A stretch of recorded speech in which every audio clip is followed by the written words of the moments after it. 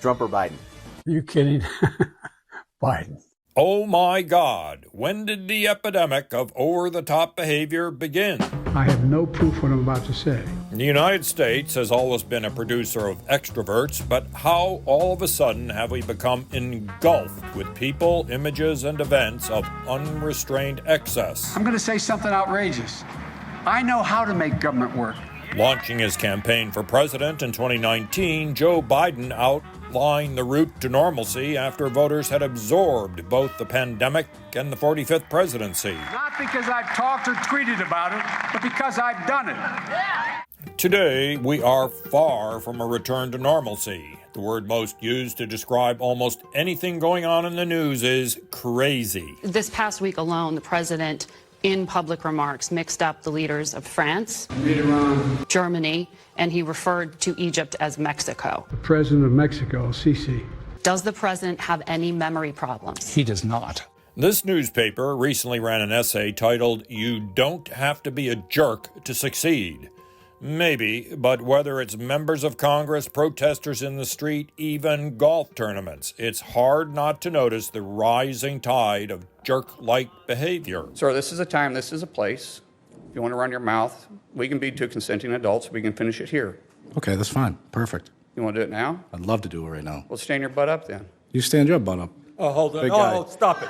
Is that your solution every Hold it. No, sit down. Sorry, Eric, Sit down. Okay. You're a United States Senator. Sit down. Active. Oh, okay. Sit down, please. The phenomenon of acting out is associated with young children or teenagers who behave excessively because they have not developed the tools of self-control. You did not have any intention to slow things. I mean, Democrats were trying to stall this vote on the House floor. Yeah, hell no. I mean, when I ran into the Capitol, I went to go vote, and someone told me go downstairs. There's a meeting, so I didn't even know that meeting was taking place. The climate crisis is here. In a world seeking explanations for what the heck is going on, this is going to be my go-to answer. Emotional dysregulation, which means you have neurological trouble managing your feelings and emotions. The office of Speaker of the House of the United States House of Representatives is hereby declared vacant.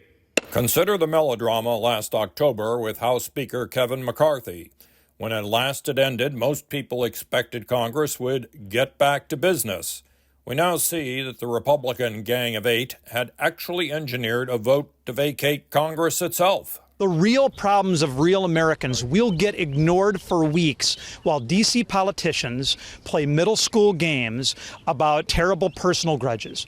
Like small children playing video games, these politicians on both sides of the aisle won't shut up until you pay attention to their whining. When children are told to turn the screen off and do something that is far less engaging, that's the time when emotional dysregulation can occur. Kids will have a tantrum. They'll refuse to comply with the parent's request.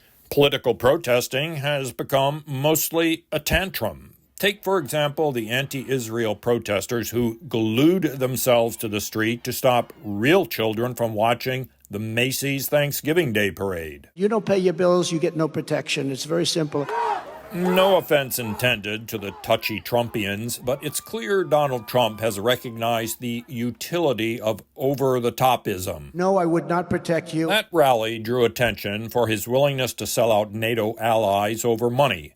But what struck me was his choice of words. Mr. Trump understands the appeal today of non-restraint. In fact, I would encourage them to do whatever the hell they want. Golf has endured as a refuge of solace. Well, that's over. At most tour events, it's a golf tournament with a little bit of a party going on.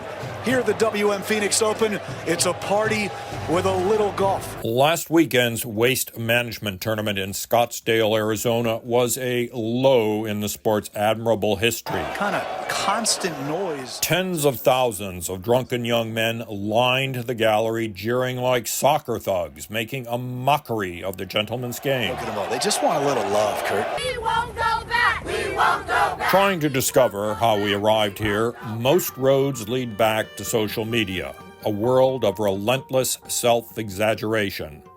A friend recently suggested that people have forgotten simply how to be. That's be as in behave.